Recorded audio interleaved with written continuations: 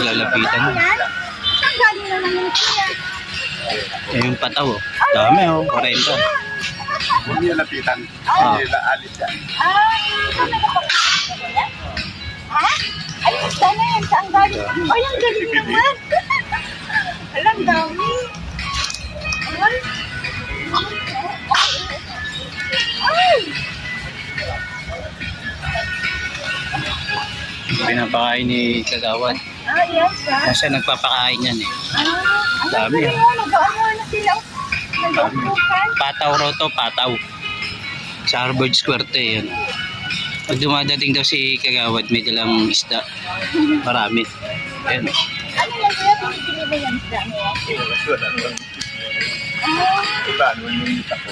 Dami pa sila. Ay, nag-ibon na yan. Saan nakatira? Dito tumapos. Dami nila, oh. Dami naman.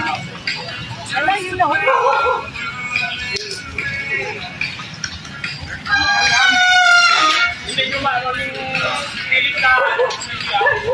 Piling ng mga ibon nito, no? Kilala na si Kagawad eh, no? Amoy mo pa lang eh, no? Amoy isda, no? Saan ka nang ganyan? Ayan, si Kagawad siya nagpapakain ng isda ng mga ibon yung pataw. Ayan.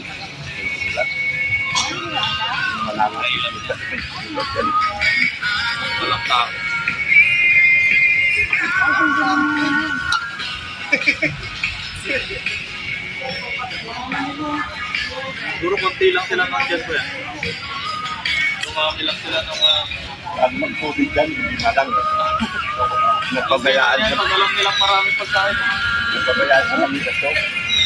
Eh sa Manila, suba galing pa yan? Oo, ay hindi na bumalik. Ay napapakain.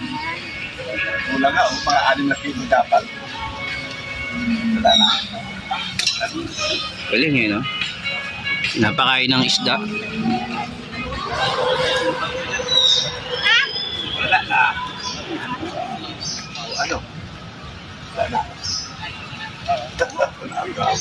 Galing, no?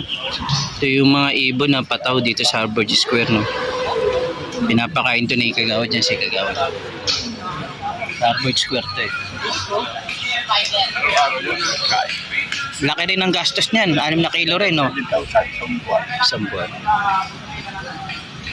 Ayun ka. Kaso nga lang, nasanay na sila, no? Araw-araw na rin, no? Hindi na sila kukuha din sa dagat, no? Wala kung meron. Pero pag nalasing ako, hindi ako nakakapulit. Gutom sila. Hindi, kinukasa naman, dinadamihan ko yun. Isang oras lang po yan yung pagkain. Isang oras lang. Oras.